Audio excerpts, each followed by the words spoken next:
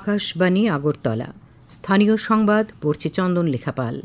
এখনকার বিশেষ বিশেষ খবর হলো, মুখ্যমন্ত্রী অধ্যাপক ড মানিক সাহা বলেছেন, রাজ্যের নাগরিকদের উন্নত চিকিৎসা পরিষেবা প্রদানে রাজ্য সরকার বদ্ধপরিকর।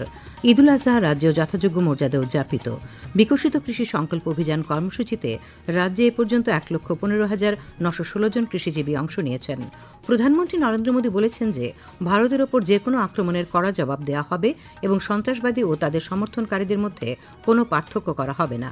এবারে আসছি বিস্তারিত সংবাদে। মুখ্যমন্ত্রী অধ্যাপক ড মানিক সাহা বলেছেন, রাজ্যের নাগরিকদের উন্নত চিকিৎসা পরিষেবা প্রদানে রাজ্য সরকার বদ্ধপরিকর। সেই লক্ষ্যে জিএমসি ও জিবিপি হাসপাতাল সহ অন্যান্য স্বাস্থ্য প্রতিষ্ঠানের চিকিৎসা পরিষেবা ও পরিকাঠামোগত উন্নয়নে সরকার অগ্রাধিকার দিয়ে কাজ করছে।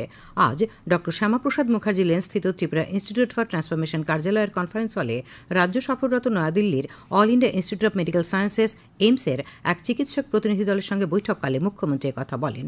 এইমসের অধিকর্তা প্রফেসর ড এম শ্রীনিবাসের নেতৃত্বে প্রতিনিধি দলে রয়েছেন ড রমেশ আগরওয়াল, ড লক্ষ্মীতেজ উন্দাভাল্লি, ড অরুণা কুমারী। বৈঠকে মুখ্যমন্ত্রী বলেন, বর্তমানে চিকিৎসা ক্ষেত্রে টেলিমেডিসিন পরিষেবা গুরুত্বপূর্ণ বিষয়। রাজ্যে টেলি এডুকেশন ও টেলি কনসালটেশন পরিষেবাকে চালু করার ক্ষেত্রে সরকারের দৃষ্টিভঙ্গির কথা তিনি তুলে ধরেন। বৈঠকে স্বাস্থ্য দপ্তরের সচিব কিরণ গিত্তে রাজ্যের স্বাস্থ্য পরিকাঠামো ও পরিষেবা উন্নয়নে সরকারের গৃহীত পদক্ষেপ বিস্তারিতভাবে তুলে ধরেন। বৈঠকে এইমসের অধিকর্তা শ্রীনিবাস রাজ্যের স্বাস্থ্য ব্যবস্থার উন্নতিতে প্রয়োজনীয় সহায়তা প্রদানে এইমসের দৃষ্টিভঙ্গির কথা বলেন। চিকিৎসায় সুপার স্পেশালিটি পরিষেবা, তথ্য প্রযুক্তি নির্ভর পেপারলেস হাসপাতাল গড়া, হাসপাতালের প্রশাসনিক ব্যবস্থা শক্তিশালী করা, উন্নতমানের জরুরি চিকিৎসা পরিষেবা, চিকিৎসা ক্ষেত্রে যুক্তদের প্রয়োজনীয় প্রশিক্ষণ ইত্যাদি ক্ষেত্রগুলিতে বিশেষভাবে জোর দেওয়ার কথা বলেন তিনি। বৈঠকে জিএমসি জিবিপি হাসপাতালের রোগী কল্যাণ সমিতির চেয়ারপারসন বিধায়ক মীনারানী সরকার, মুখ্যমন্ত্রী ওএসডি পরমানন্দ সরকার ব্যানার্জি, স্বাস্থ্য অধিকর্তা ড তপন মজুমদার, জিবিপি হাসপাতালের মেডিকেল সুপার ড শঙ্কর চক্রবর্তী, এজিএমসির প্রিন্সিপাল প্রফেসর ড অনুপ সাহা, প্রাক্তন স্বাস্থ্য অধিকর্তা প্রফেসর ড সঞ্জীব দেববর্মা সহ এজিএমসি ও জিবিপি হাসপাতালের বিভিন্ন বিভাগের চিকিৎসক এবং প্রশাসনিক আধিকারিকরা উপস্থিত ছিলেন। আজ মুসলিম ধর্মাবলম্বীদের প্রধান উৎসব ঈদ উজ জোহা। পবিত্র ঈদ উজ জোহা উপলক্ষে রাষ্ট্রপতি দ্রৌপদী মুর্মু, উপরাষ্ট্রপতি জগদীপ ধনখড় এবং প্রধানমন্ত্রী নরেন্দ্র মোদী দেশবাসীকে শুভেচ্ছা জানিয়েছেন। রাষ্ট্রপতি তাঁর বার্তায় এই উৎসবকে ত্যাগ, বিশ্বাস ও মানবিক মূল্যবোধের প্রতীক বলে অভিহিত করেছেন। রাষ্ট্রপতি বলেন, এই উৎসব সমাজে ঐক্য, ভালোবাসা এবং ভ্রাতৃত্বের বার্তা ছড়িয়ে দেয়। উপরাষ্ট্রপতি সামাজিক মাধ্যমে লিখেছেন, এই উৎসব সকলকে ত্যাগের, শক্তি ও উদারতার আশীর্বাদের কথা মনে করিয়ে দেয়। উৎসাহ উদ্দীপনার মধ্য দিয়ে আজ রাজ্যেও ঈদ উজ জোহা বা কুরবানি ঈদ পালিত হচ্ছে। ঈদের নামাজ আদায়ে সকাল থেকে রাজ্যের মসজিদ, ঈদগাহ প্রাঙ্গণগুলিতে ইসলাম ধর্মাবলম্বীরা সমবেত হন। নামাজ আদায় শেষে একে অপরের সঙ্গে আলিঙ্গনাবদ্ধ হয়ে শুভেচ্ছা বিনিময় করেন।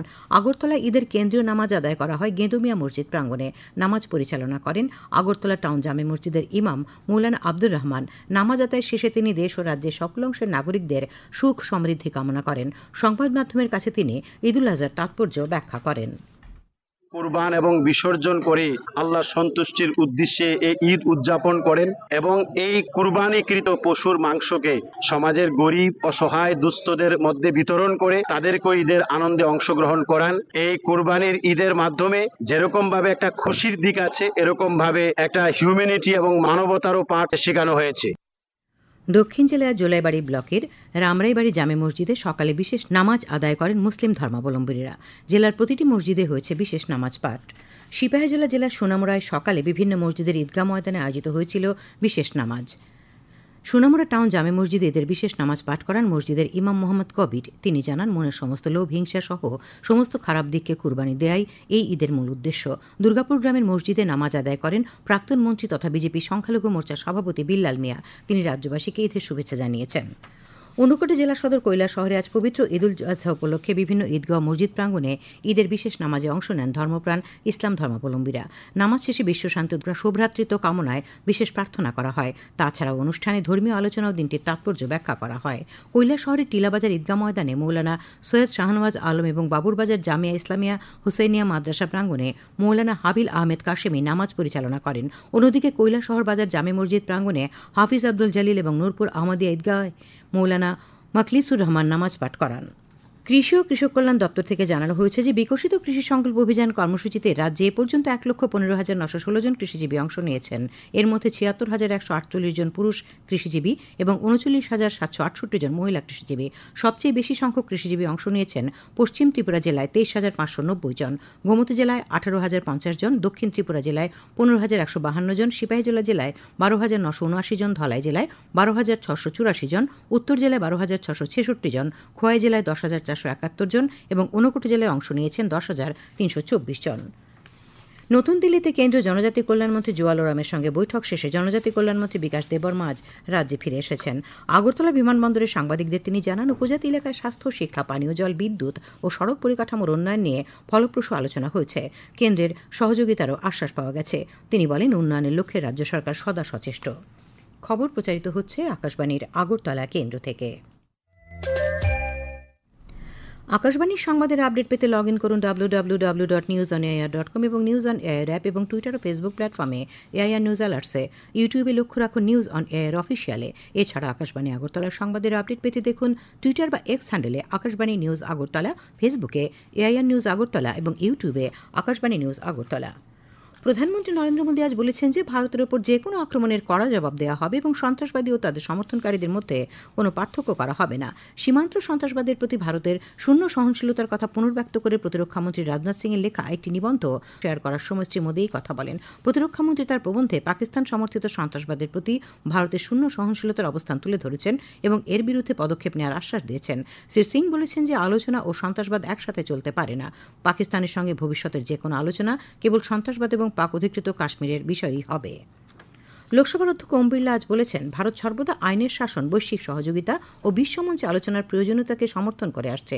ব্রাজিলের ব্রাসিলিয়ায় একাদশ ব্রিক্স সংসদীয় ফোরামে ভারতীয় প্রতিনিধি দলের নেতৃত্ব দেওয়ার পর একটি ভিডিও বার্তা শেয়ার করে শ্রী বিড়লা জানান যে ব্রিক্স দেশগুলির মধ্যে সংসদীয় সহযোগিতা জোরদার করার জন্য যৌথ প্রতিশ্রুতি, কৃত্রিম বুদ্ধিমত্তা প্রযুক্তির ব্যবহারকে উৎসাহিত করা এবং অর্থনৈতিক বিষয়ে সম্মিলিতভাবে কাজ করার জন্য অর্থপূর্ণ আলোচনা ও মত বিনিময় হয়েছে।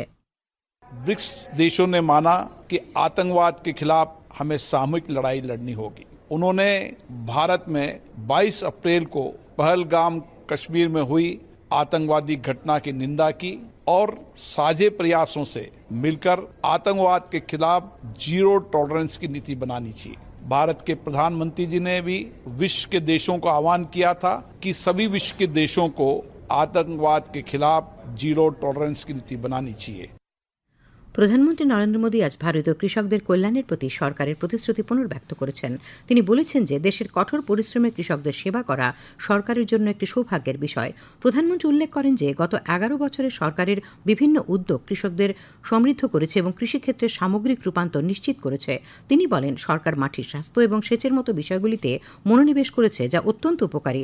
তিনি আরও বলেন যে কৃষক কল্যাণের জন্য সরকারের প্রচেষ্টা আগামী দিনে জোরদারভাবে অব্যাহত থাকবে। খোয়াই শহরে বিশুদ্ধ পানীয় জলের ব্যবস্থা করার লক্ষ্যে খোয়াই পৌর পরিষদ কার্যালয়ে আজ প্রশাসনিক পর্যায়ে একটি গুরুত্বপূর্ণ বৈঠক অনুষ্ঠিত হয়। বৈঠকে উপস্থিত ছিলেন মহকুমা শাসক চারু বর্মা, খোয়াই পৌর পরিষদের চেয়ারপারসন দেবাশিস নাথ শর্মা, ডিডব্লিউএস দপ্তরের চিফ ইঞ্জিনিয়ার রাজীব মজুমদার সহ অন্যান্য আধিকারিকরা। বৈঠকে শহরে বিশুদ্ধ পানীয় জলের প্রকল্প বাস্তবায়নের জন্য বেশ কিছু সিদ্ধান্ত গৃহীত হয়। কৈলাসহর পুর পরিষদের চেয়ারপারসন চপলারানী দেবরায় আজ কৈলাসহরের ঊনকোটি কলাক্ষেত্রে তথ্য সংস্কৃতি দপ্তরের উদ্যোগ অনুষ্ঠিত জেলাভিত্তিক বিশ্বদেব স্মৃতি শিশু নাটক প্রতিযোগিতার উদ্বোধন করেন। এতে 6টি স্কুল ও 2টি সংস্থা থেকে মোট 8টি নাট্যদল অংশ নিয়েছে। উদ্বোধনী অনুষ্ঠানে ঊনকোটি জেলা পরিষদের সদস্য বিমল কর, তথ্য সংস্কৃতি দপ্তরের সহ অধিকর্তা বিশ্বজিৎ দেব প্রমুখ বক্তব্য রাখেন। সমবায় মন্ত্রী শুক্লাচরণ নোয়াতিয়া আজ আভাংছড়া দ্বাদশ স্কুল মাঠে খেলো জোড়াইবাড়ি ব্লক ভিত্তিক নকআউট ফুটবল টুর্নামেন্টের উদ্বোধন করেন। উদ্বোধনী দিনে পশ্চিমপিলা গ্রাম পঞ্চায়েত, স্বদেশনগর গ্রাম পঞ্চায়েতকে 3-1 গোলে এবং কলসি এডিসি ভিলেজ 1-0 গোলে ঠাকুরছড়া গ্রাম পঞ্চায়েতকে হারিয়ে দেয়। মোট 24টি দল এই টুর্নামেন্টে অংশ নিয়েছে। আবহাওয়া, আগামী 24 ঘন্টা রাজ্যের উত্তর, ধলাই, গোমতী এবং দক্ষিণ জেলায় বিক্ষিপ্তভাবে ভারী বৃষ্টিপাতের সতর্কবার্তা রয়েছে। বাকি জেলাগুলিতে বিক্ষিপ্তভাবে বজ্রবিদ্যুৎ সহ ঘন্টায় 30 থেকে 40 কিলোমিটার বেগে ঝোড়ো হাওয়া বয়ে যাওয়ার সতর্কবার্তা রয়েছে। আগামীকাল তাপমাত্রা সর্বোচ্চ 34 ডিগ্রি সেলসিয়াস এবং সর্বনিম্ন 26 ডিগ্রি সেলসিয়াসের কাছাকাছি থাকতে পারে। আজ দিনের সর্বোচ্চ তাপমাত্রা ছিল 34.6 ডিগ্রি সেলসিয়াস এবং সর্বনিম্ন 26.8 ডিগ্রি সেলসিয়াস। শেষ করার আগে খবরের বিশেষ বিশেষ অংশগুলি আরেকবার। মুখ্যমন্ত্রী অধ্যাপক ডক্টর মানিক মানিক সাহা বলেছেন, রাজ্যের নাগরিকদের উন্নত চিকিৎসা পরিষেবা প্রদানে রাজ্য সরকার বদ্ধপরিকর। ঈদ উল আজহা রাজ্য যথাযোগ্য মর্যাদা উদযাপিত। বিকশিত কৃষি সংকল্প অভিযান কর্মসূচিতে রাজ্যে এ পর্যন্ত 1,15,916 জন কৃষিজীবী অংশ নিয়েছেন। প্রধানমন্ত্রী নরেন্দ্র মোদী বলেছেন যে ভারতের ওপর যে কোনো আক্রমণের কড়া জবাব দেওয়া হবে এবং সন্ত্রাসবাদী ও তাদের সমর্থনকারীদের মধ্যে কোনো পার্থক্য করা হবে না। স্থানীয় সংবাদ আজকের মতো এখানেই শেষ হলো। পরবর্তী বাংলা স্থানীয় সংবাদ শোনা যাবে আগামীকাল সকাল 7:35 মিনিটে।